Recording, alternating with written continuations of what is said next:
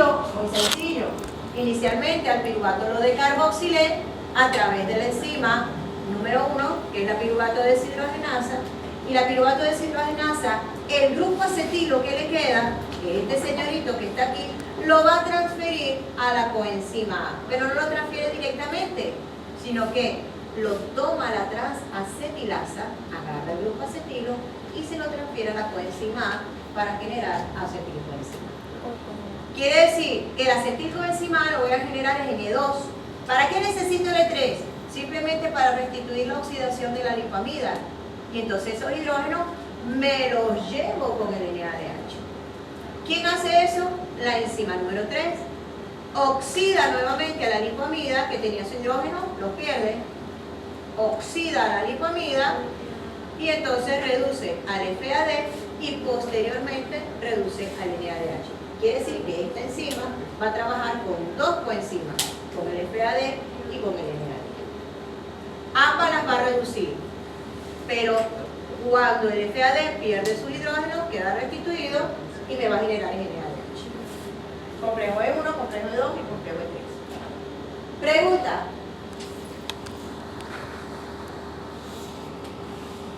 ¿Quién lo puede explicar?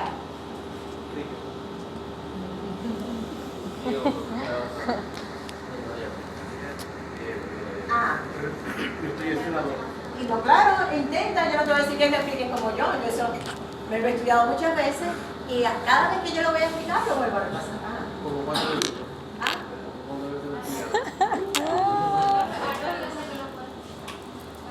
Empezando pero tuve que aprender. Hay cosas que no se olvidan, pero hay cosas que se le olvidan normalmente a uno. Lo que pasa es que en biología nosotros lo vemos quizás un poco más que ustedes aquí en veterinaria. Pero si ustedes no van a ver tanto detalle, porque estoy grabando. Van a ver metabolismo, fisiología y cuando vean partos incorporales o alimentación. Nutrición. Eso es rudo, puro metabolismo.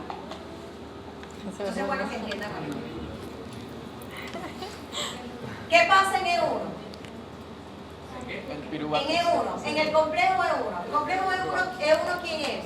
El complejo enzimático número 1 ¿quién es? Es la piruvato deshidrogenasa con el tiamidpirofosfato.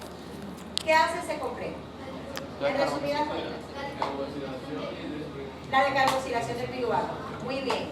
¿Y qué más? Y le quita el hidrógeno. Si yo le quito el hidrógeno, entonces estoy oxidando. ¿Ok? Ella oxida el piruvato y le quita también el dióxido de carbono. Lo decarboxila. Perfecto. Libero mi carbono. ¿Y qué me queda? Me queda el grupo acetilo que tiene un grupo aldehído. Ese grupo aldehído lo oxida. Ya dijimos que era la segunda reacción de la oxidación.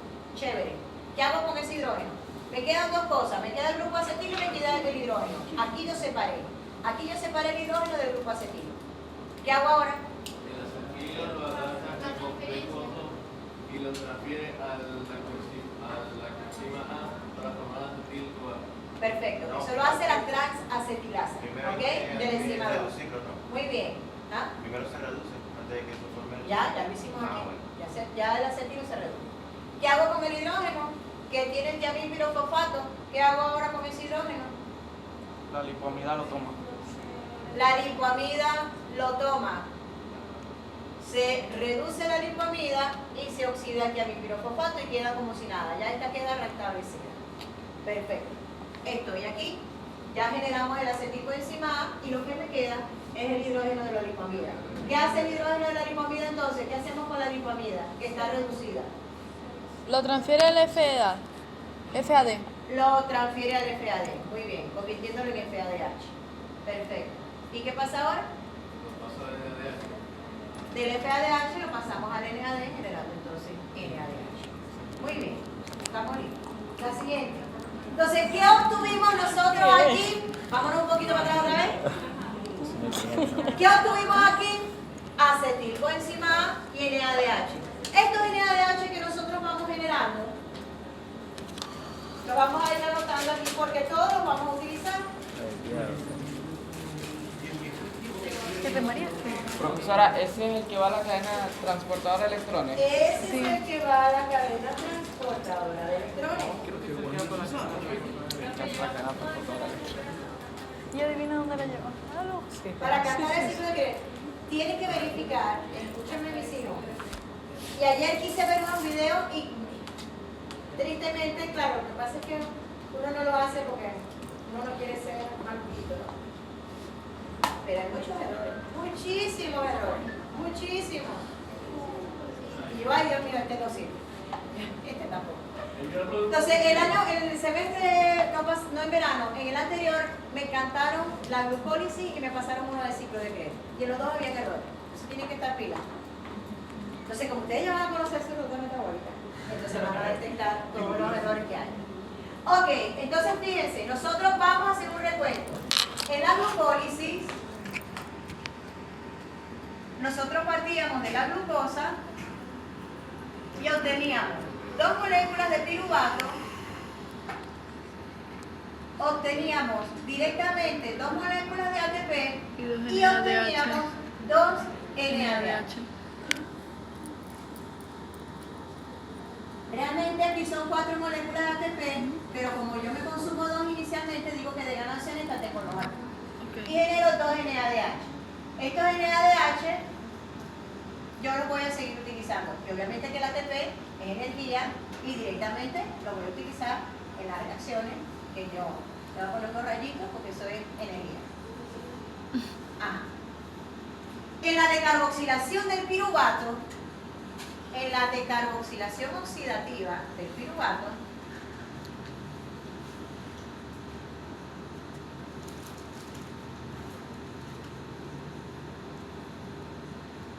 ¿qué voy a obtener yo? Yo voy, el piruvato que tengo aquí, acuérdense que son 2, el piruvato me va a generar, cada uno obviamente, con la decarboxilación, yo voy a perder aquí dióxido de carbono, ese dióxido de carbono simplemente lo voy a inhalar, lo puedo utilizar en mi sistema buffer, que lo más seguro que haga eso antes que lo podamos respirar, y me va a generar NADH, y me va a generar acetilcoenzima. Este NADH lo pongo en nubecita porque todo lo que yo esté colocando en nubecita se va a ir hacia la cadena transportadora de electrones y este se va a ir hacia la cadena transportadora de electrones. ¿Qué debemos tener claro? Yo estoy trabajando ahorita con un piruvato para explicar la reacción, pero de una molécula de glucosa vienen 2 piruvatos. Y si yo estoy oxidando 2 piruvatos, voy a liberar 2 dióxido de carbono, voy a generar 2 NADH y voy a generar 2 acetilcoenzima. Esta acetilcoenzima es la que se viene al ciclo de Krebs, para que entonces ustedes puedan cantar, recitar el ciclo de Krebs. Pero no solamente se tiene que aprender el ciclo de Krebs recitado y cantado, sino que es importante que lo entiendan. ¿Ok? En el ciclo de Krebs, entonces nosotros vamos a utilizar a la acetilcoenzima a través de 8 reacciones que vamos a ver qué es lo que va a ocurrir en resumida cuenta. Muy bien, ahora sí, vamos con nuestro ciclo de Krebs. ¡Tarán! Adelante. Muy bien.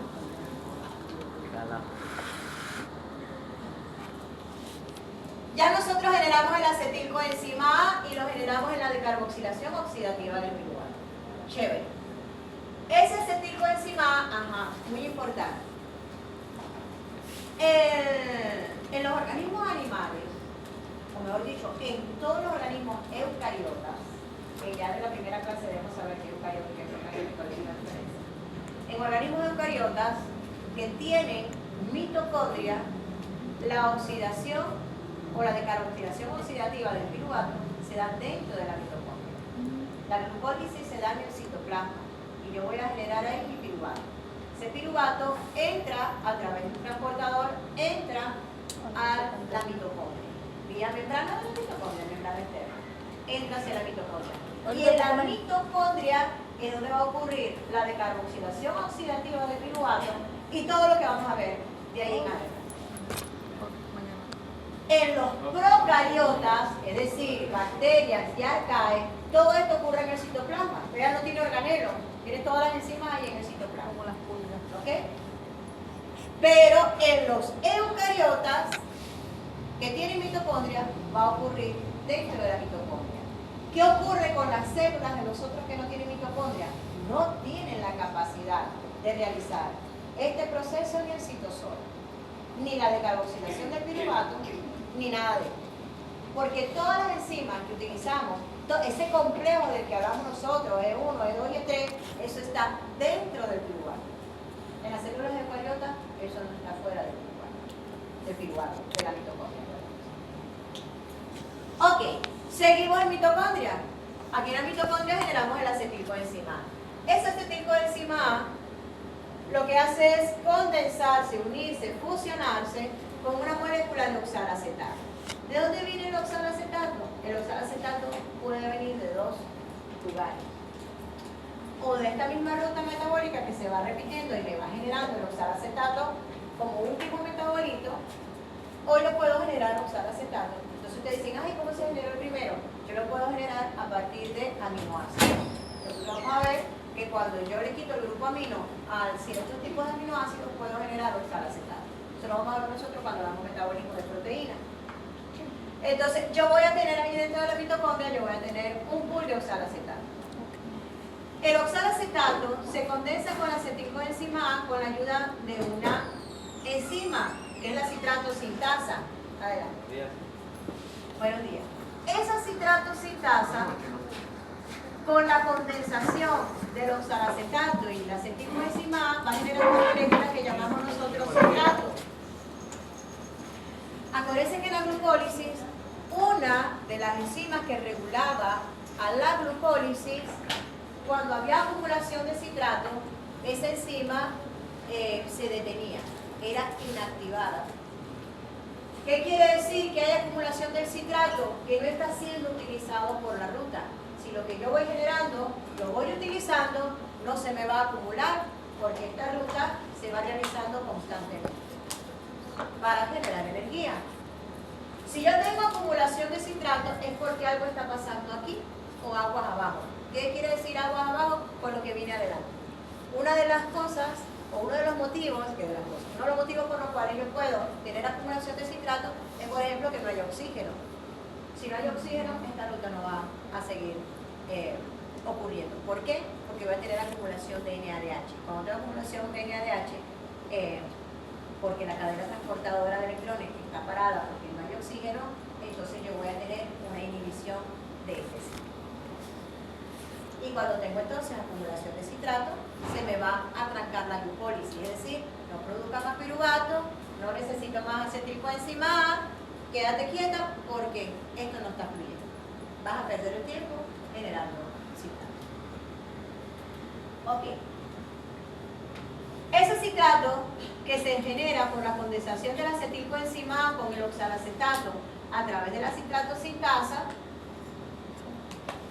él me va a generar una molécula, este citrato va a isomerizar posteriormente a cisapolitato e isocitrato. Normalmente las isomerizaciones las catalizan las mutasas o las isomerasas, pero en este caso, como yo estoy en ese proceso de isomerización, le quito una molécula de agua y se la vuelvo a colocar, aquí yo voy a tener participando una hidrolasa, que es la apolitasa. Pero no se enrollen con eso, solamente estoy explicando el mecanismo. No se enrollen con eso, simplemente lo que ustedes tienen que, vamos a decir, asimilar por ahora es que este isocitrato sufre un proceso de isomerización a través de una apolitasa.